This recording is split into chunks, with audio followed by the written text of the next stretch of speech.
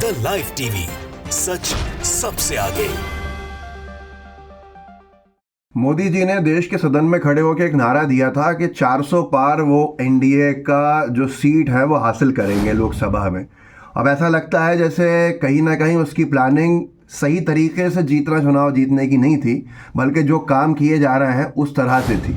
जिस तरह के काम चल रहे हैं वो आप सबके सामने है, और सामने इसलिए है कि दूसरे मुख्यमंत्री इंडिया अलायंस के दूसरे मुख्यमंत्री अब गिरफ्तार कर लिए गए। दूसरे मुख्यमंत्री को गिरफ्तार करके क्या संदेश भाजपा देना चाहती है कि किस तरह से जो चुनाव जीतने की प्रक्रिया है वो ये है कि विपक्ष के नेताओं को, जनप्रतिनिधियों को, चुने हुए मुख्यमंत्रियों को गिरफ्तार किया जाए, गिरफ्तार करके जेल में डाला जाए। चुनाव शुरू होने के ही वक्त ये गजब की टाइमिंग है, और यही टाइमिंग सवाल खड़े करती है कि भाजपा ने क्या 400 पार ले जाने का नारा इसलिए दिया है, इस तरह से उसको हासिल करना है कि मुख्य विपक्षी दल कांग्रेस के बैंक अकाउंट्स फ्रीज कर दिए गए हैं।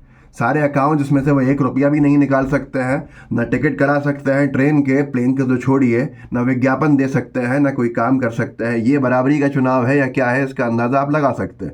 रवीश कुमार साहब ने एक लिखा है ट्वीट, उसको सुनना चाहिए, सुनिए ज़रूर, आपको समझ में आएगा कि ऐसा लगता है कि ये रिजल्ट जो है पहले ही घोषित हो चुका है।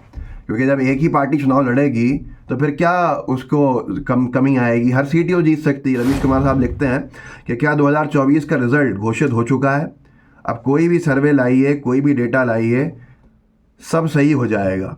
कहीं से फिट कर दीजिए, सब सही हो जाएगा। 400 की जगह 543 लिख दीजिए, सही हो जाएगा, क्योंकि सभी सीट्स का कह दीजिए। विपक्ष का मुख्यमंत्री भी सुरक्षित नहीं, हेमंत सोरेन गिरफ्तार, केजरीवाल गिरफ्तार, कांग्रेस का खाता बंद, विपक्ष रहित चुनाव, जनता तय करेगी या जांच एजेंसी, बेकार का सवाल है। जिस तरह के हालात बनाए जा रहे हैं ये लोकतंत्र को मजबूत नहीं करते हैं, बल्कि लोकतंत्र को कमज़ोर भी कहना गलत है, लोकतंत्र को तार तार कर देते हैं।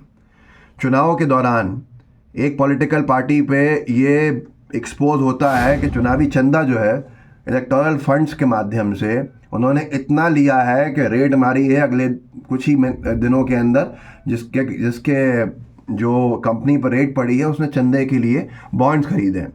लेकिन उसके बावजूद भी, हज़ारों करोड़ रुपया लेने के बावजूद भी, बीजेपी की सरकार अब क्या कर रही है, पॉलिटिकल पार्टीज़ के पैसे को बंद कर रही है, पॉलिटिकल पार्टीज़ के सबसे बड़े नेताओं को गिरफ्तार कर रही है।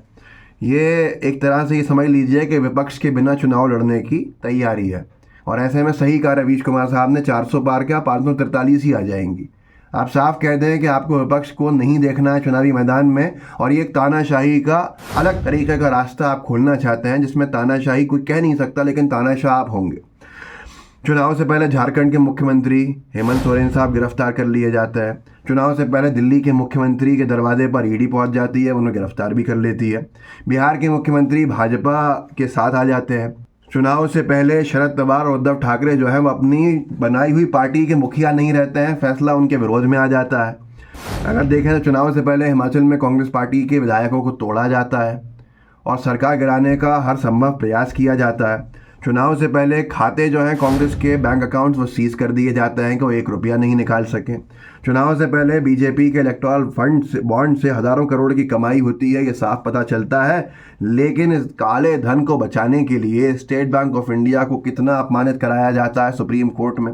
ये सारी चीज़ें चुनाव से पहले हो रही हैं। जब चुनाव चलना शुरू हो गए हैं, इस चलते चुनाव में 94-95 का एक कंप्लेन खोलकर, जबकि पॉलिटिकल पार्टीज इनकम टैक्स के अधीन नहीं आती हैं, इनकम टैक्स की वो देने वाली भी नहीं है, इनकम टैक्स लागू भी नहीं होता राजनीतिक दलों पे, लेकिन राजनीतिक दलों पे 30-32 साल पुराना केस खोलकर, और जो केस बहुत छोटा सा है, जिसमें पेनल्टी कुछ लाखों रुपए की हो सकती है, जैसा राहुल गांधी जी ने कहा 10 लाख की हो सकती है, उसमें 240 करोड़ की रिकवरी निकाली जाती है, पेनल्टी लगाई जाती है।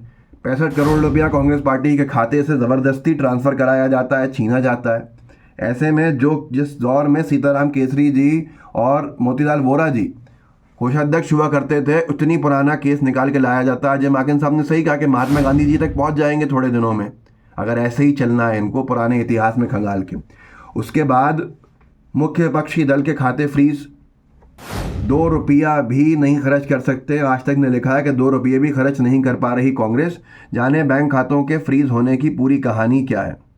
आप खुद सोचिए कि ये लोकतंत्र को मजबूत करके चुनाव लड़ना है या अघोषित ही 400 पार पहुंच जाने की पूरी स्कीम बना ली है कि कैसे 400 पार जाया जाएगा। जनता हमारे साथ नहीं है, बीजेपी का सोचना होगा, जनता बीजेपी के साथ नहीं है, जनता भारतीय जनता पार्टी के खिलाफ है, गरीबी से, भुखमरी से, बेरोजगारी से, असुरक्षित माहौल से पीड़ित है। ऐसे में क्या किया जाए? ऐसे में सबसे पहले मुख्यमंत्रियों को गिरफ्तार करना शुरू करो और भ्रष्ट बताओ कि इन्हें गिरफ्तार किया गया, ये बहुत बड़े भ्रष्ट है। हेमंत सोरेन को गिरफ्तार करो, ऐसे ही केजरीवाल जी को गिरफ्तार करो, कई सारों को तो डरा दो इससे। नीतीश कुमार जी पाला बदल देंगे, पाला बदल के सीधे इंडिया अलायंस से कूद के एनडीए में चले जाएंगे, जिनको उन्होंने कहा था मरना पसंद करेंगे लेकिन इनके साथ नहीं जाएंगे। ऐसी क्या मजबूरी है? पॉलिटिकल पार्टीज़ को, रीजनल पार्टीज़ जो आपके खिलाफ है, उन्हें तोड़ दो। ये सब देश देख रहा है और बड़ा सामान्य है आज देश के लिए ये सब देखना, क्योंकि यही नया नॉर्मल है। और ऐसे में बैंक खातों को फ्रीज करना, मुख्यमंत्रियों को गिरफ्तार करना साफ दर्शाता है कि हम कहीं ना कहीं लोकतंत्र की पटरी से हट गए हैं। लेकिन सवाल कौन पूछेगा? अघोषित आपातकाल में सवाल पूछने पे सेंसरशिप है। सेंसरशिप यह है कि जो पत्रकार दमखम से सवाल पूछेगा उसका जगह कहाँ है ये सब जानते हैं। अगर मुख्यमंत्रियों को वहाँ पहुँचा दिया गया है तो पत्रकार बेचारा क्या ताकत रखेगा? तो ये सारी चीज़ें हैं जिस पर रवीश कुमार साहब ने बहुत अच्छी बात कही है कि अब तो रिजल्ट बाहर ही है एक तरह से। 400 पार नहीं, 543 पर अपना नाम लिख दीजिए। आप विपक्ष रहित चुनाव लड़ना चाहते हैं कि आपका कॉम्पिटिटर कोई भी नहीं हो, तो फिर ये हालात जो आप बना रहे हैं ये सबसे अच्छे हैं उसके लिए। लोकतंत्र में जिस तरह से ये चुनाव लड़ा जा रहा है ये साफ दर्शाता है, ऐसा लगता है जैसे देश का आखिरी चुनाव हो, इसके बाद हम शायद चुनाव ही ना देखें। जिस तरह के हालात एक पॉलिटिकल पार्टी ने बना दिए, साफ तौर के ऊपर वो चाहते हैं कि एक ही कैंडिडेट हो, उसी को वोट देना आपकी मजबूरी है। इस वीडियो को आगे बढ़ाइएगा, लोगों को आप जागरूक कर सकते हैं, आपके जितने भी साथी हैं उन तक पहुंचा सकते हैं ताकि वो आगे तक और भी इसको बढ़ा दें। आपके बढ़ाने से ही लोगों तक पहुंचता है, नहीं तो रीच बहुत कम है। तो मेरा आपसे निवेदन है कि जितने आपके व्हाट्सएप ग्रुप्स हों, जितने आपके सोशल मीडिया प्लेटफॉर्म्स हों, जो आपके अकाउंट्स हों, वहाँ पे ज़रूर शेयर कीजिएगा और जितना लोगों तक पहुँचा सकते हैं ज़रूर पहुँचाइएगा कि शायद आपके आगे फैलाने से कुछ लोग जागरूक हो और कोई ना कोई बदलाव, कोई ना कोई परिवर्तन आ सके। मीडिया से इस तरह की उम्मीद करना बड़ी बेईमानी है। सेंसरशिप की मैं पहले ही बात कर चुका हूँ, तो क्या हालात है, क्या दबाव है, इसका अंदाज़ा आप भी लगा सकते हैं, मैं भी लगा सकता हूँ और सब देख रहे हैं। बस यह है कि ये नया नॉर्मल है, ये नई सामान्य सी चीज़ है, फ़र्क नहीं पड़ता है। जय हिंद, जय भारत। द लाइव टीवी, सच सबसे आगे।